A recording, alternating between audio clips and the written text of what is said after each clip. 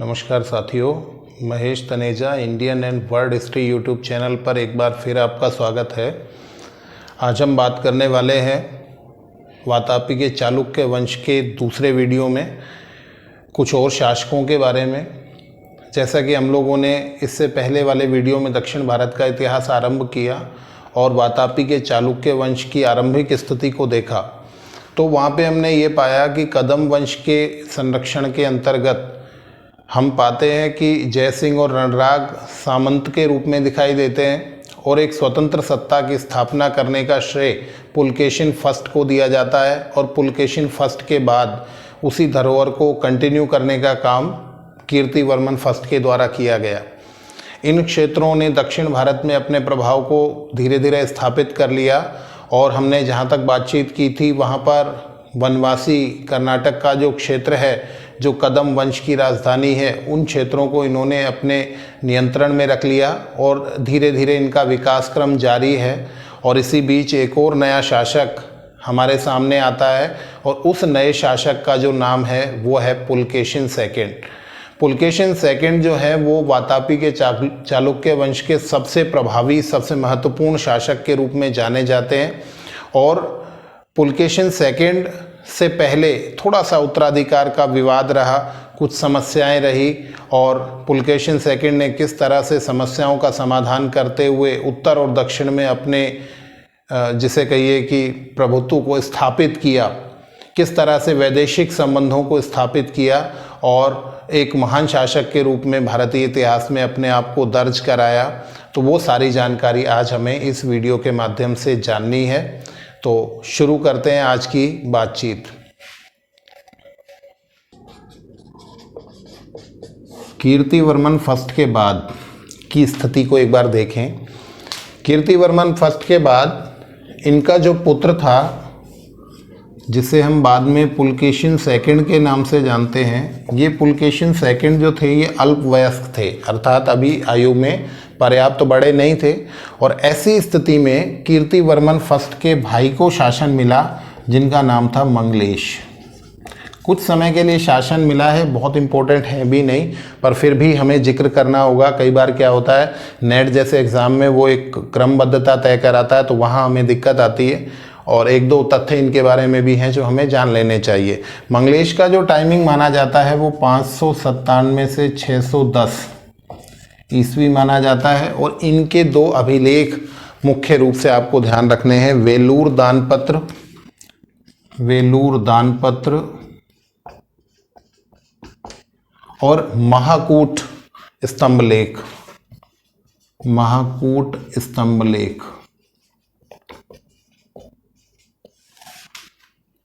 वेलूर दानपत्र और महाकूट स्तंभलेख के नाम से इनके बारे में जानकारियां हमें इन स्तंभलेख से या दानपत्र से हमें प्राप्त होती हैं। मंगलेश ने शासन किया, शासन ठीक था, परंतु इसी दौरान जब पुलकेशिन सेकंड बड़े हो गए तो इन्होंने दावा किया अपने राज्य का, क्योंकि इनको ही मिलना था कीर्तिवर्मन फर्स्ट के बाद। और मंगलेश बीच में कुछ समय के लिए शासक बन गए, तो पुलकेशिन सेकंड और मंगलेश के मध्य कुछ उत्तराधिकार का या यूं मानिए शासन अधिकार का विवाद रहा और इस विवाद में पुलकेशिन सेकंड ने मंगलेश को पराजित कर दिया और अब नए शासक के रूप में हमारे पास एक नया नाम मिलता है और वो नाम क्या है, पुलकेशिन सेकंड। पूरे चालुक्य राजवंश में या यूं कहिए वातापी के चालुक्य राजवंश में सबसे प्रतापी शासक के रूप में आपको जो नाम देखने को मिलता है वो है पुलकेशिन सेकंड। और पुलकेशिन सेकंड का जो टाइमिंग मिलता है कि इन्होंने कब से कब तक शासन किया है, तो वो मुख्य रूप से 610 से 642 ईस्वी तक मिलता है। बहुत इंपॉर्टेंट शासक है। थोड़ा सा जिक्र जब हम यहाँ से करने लगेंगे तो अब हमें इनके समकालीन पल्लवों के बारे में भी बातचीत स्टार्ट करनी होगी और पल्लवों का जिक्र अलग से हम जरूर करेंगे, परंतु हम यहाँ से ये जरूर देखते हुए जाएंगे कि इस समय पल्लव शासक कौन है। क्यों मैं पल्लवों का जिक्र यहाँ पर साथ में क्यों छेड़ रहा हूँ, क्योंकि आपको बता दें पुलकेशिन सेकंड के समय में ही पल्लव चालुक्य संघर्ष की शुरुआत हुई। आपसे प्रश्न पूछे जाते हैं तो बड़ा हम लोग क्या करते हैं, उसको रटने की कोशिश करते हैं, रटना नहीं है।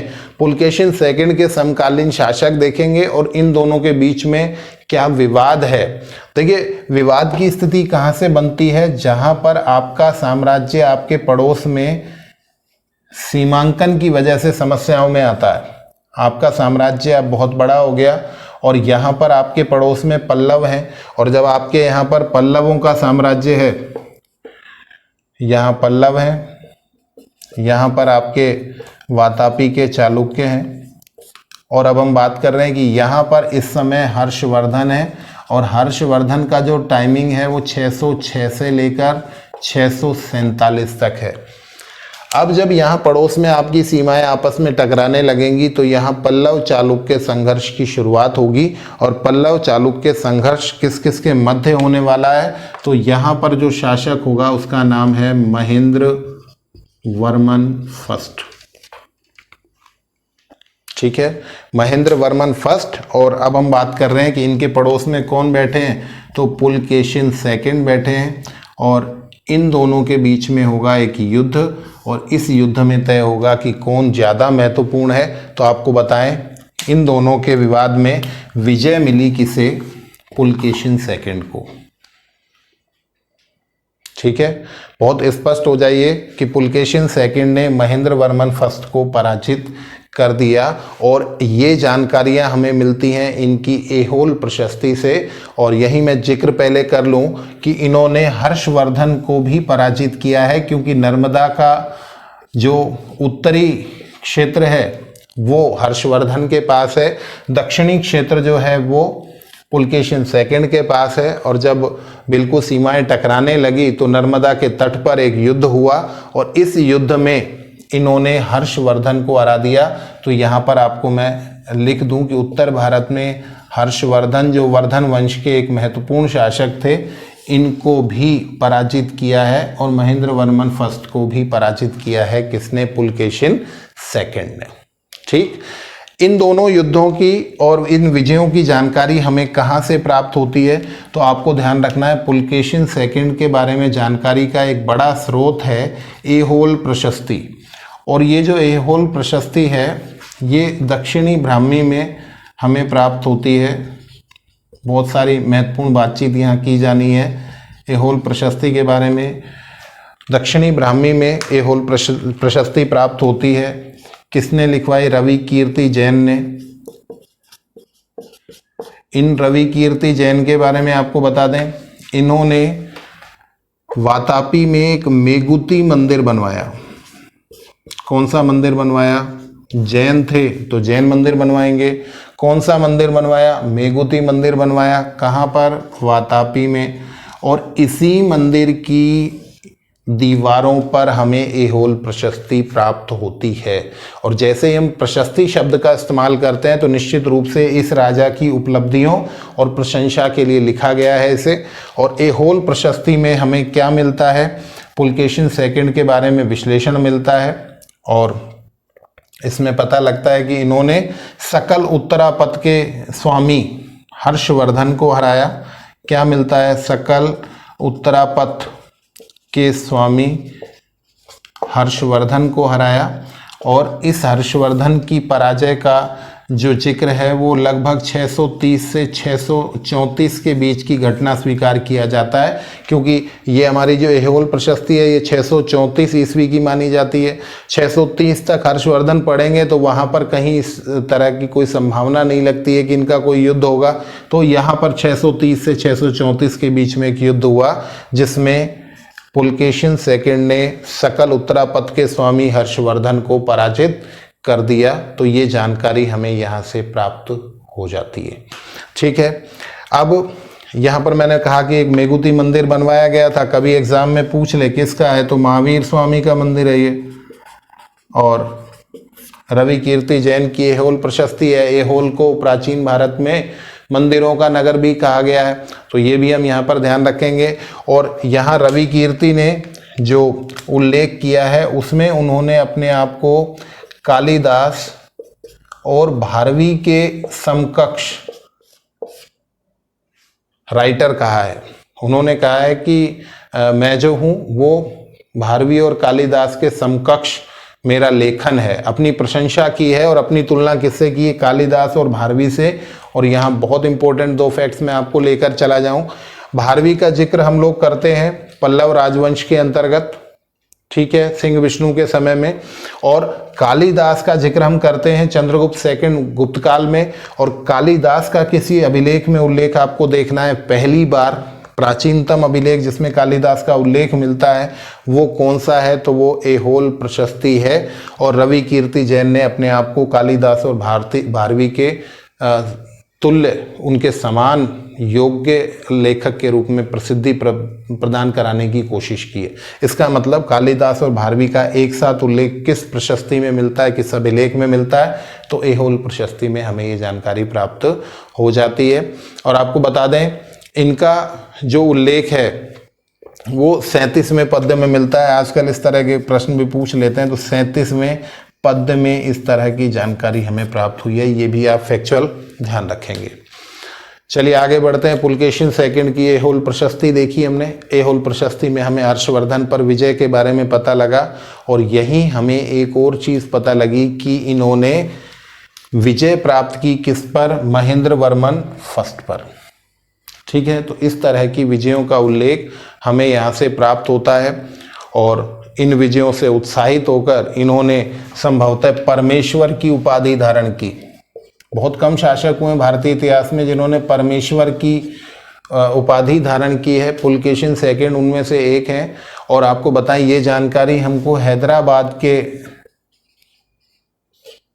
एक अभिलेख से प्राप्त होती है, ठीक है। हैदराबाद के अभिलेख से हमें जानकारी प्राप्त होती है कि इन्होंने कौन सी उपाधि धारण की? परमेश्वर की। और बाकी उपाधियां वही हैं, श्री वल्लभ, श्री पृथ्वी वल्लभ, वल्लभेश्वर, सत्याश्रय। ये सब उपाधियां हमें किसकी प्राप्त होती हैं? तो पुलकेशिन सेकंड की प्राप्त होती है। तो आपको एक योद्धा के रूप में पुलकेशिन सेकंड का यहाँ पर प्रमाण मिल गया होगा कि उत्तर में हर्षवर्धन को हराया और अपने पूर्वी सीमा पर महेंद्र वर्मन फर्स्ट को हराया। इन्होंने जब महेंद्र वर्मन फर्स्ट को हराया तो कुछ क्षेत्र छीन लिया। देखिए यहाँ मैप से हम देखें, इन्होंने पल्लवों से उत्तरी क्षेत्र को छीन लिया। हालांकि जो महेंद्र वर्मन है वो अपनी राजधानी कांची को बचाने में तो सफल हो गया, पर उत्तरी क्षेत्र को वो बचा नहीं पाया। और ये क्षेत्र मिल गया किसको? पुलकेशिन सेकंड को। और इस उत्तरी क्षेत्र को, पल्लव साम्राज्य के उत्तरी क्षेत्र को इन्होंने प्राप्त करके अपने भाई को दे दिया। और उस भाई का नाम था विष्णुवर्धन। और इसी विष्णुवर्धन ने वेंगी के चालुक्य वंश की, चालुक्य साम्राज्य की स्थापना की। मुझे लगता है आपको समझ में आ रहा होगा कि मैं क्या बात कर रहा हूँ। महेंद्र वर्मन फर्स्ट से इन्होंने पल्लवों का उत्तरी साम्राज्य छीन लिया। उत्तरी साम्राज्य को इन्होंने क्या कर लिया? अपने भाई को गिफ्ट कर दिया। पुलकेशिन सेकंड ने अपने भाई को दे दिया। भाई का नाम क्या? विष्णुवर्धन। और इन्होंने वेंगी के चालुक्य साम्राज्य की स्थापना की। तो यहाँ पर आपको वेंगी के चालुक्य साम्राज्य का संस्थापक भी मिल गया, ठीक। तो इस बात को हम स्पष्ट कर लेंगे। तो एक योद्धा के रूप में आपने पुलकेशिन सेकंड को देख लिया, अपने भाई के प्रति उनके समर्पण को देख लिया। और आपको बता दें इनके वैदेशिक संबंधों का भी जिक्र किया जाता है कि इनके विदेशों के साथ बड़े अच्छे संबंध रहे।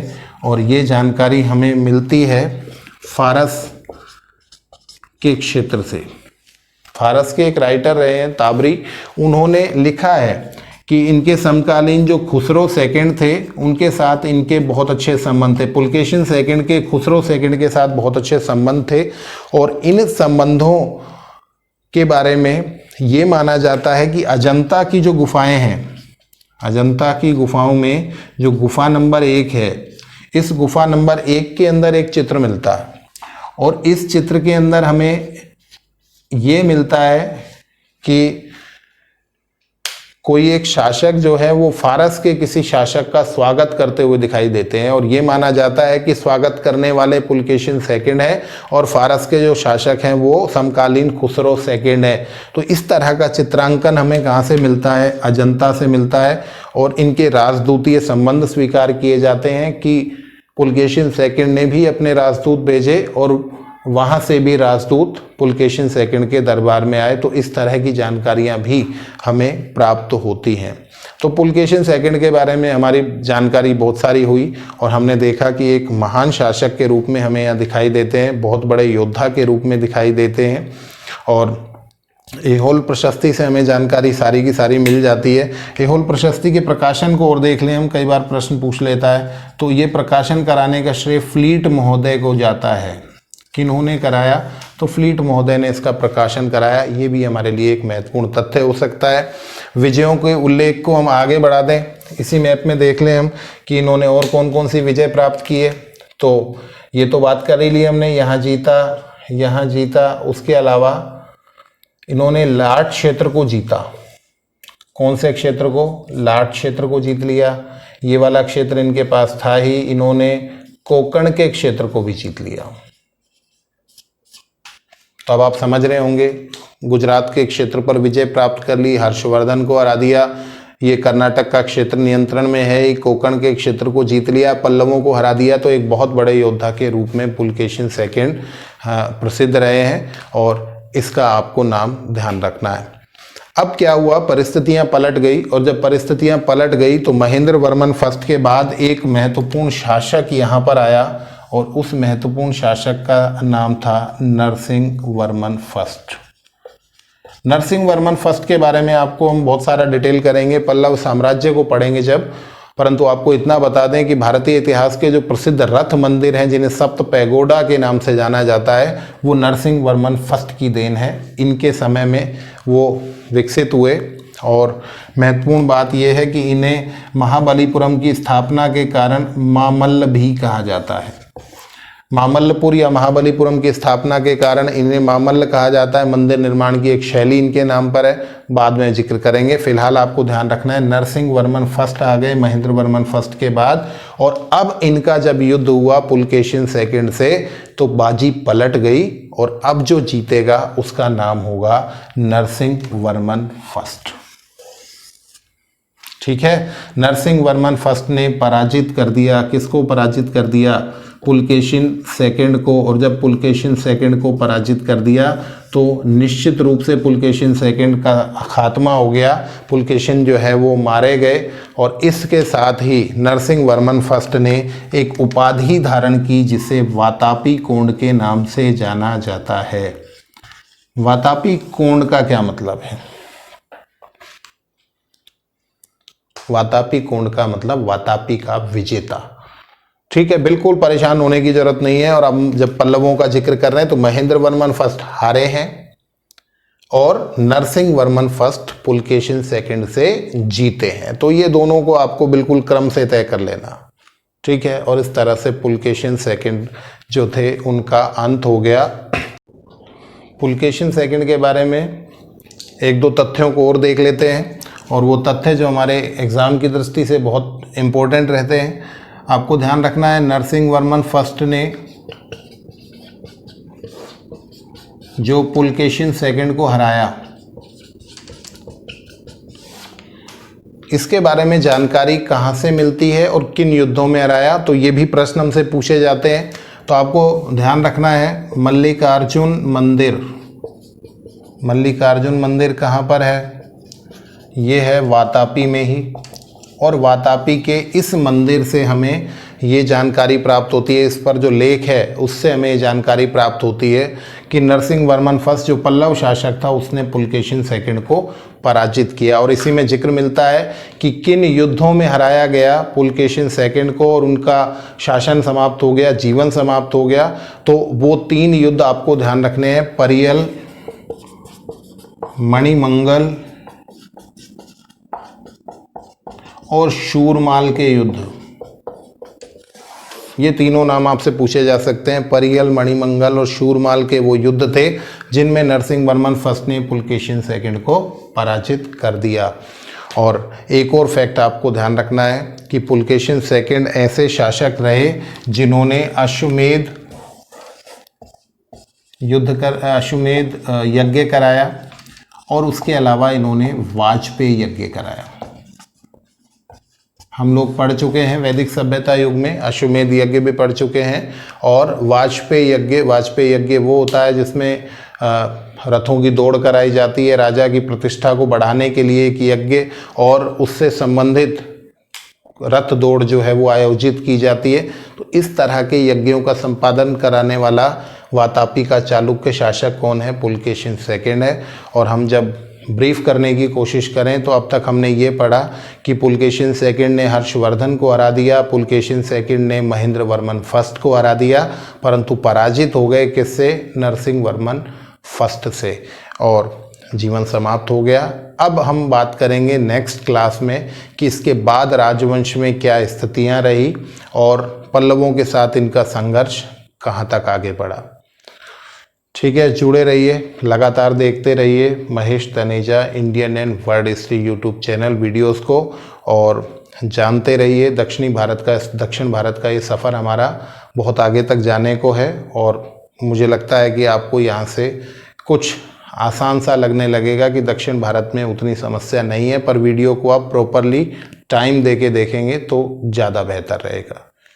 चलिए, बहुत सारा धन्यवाद।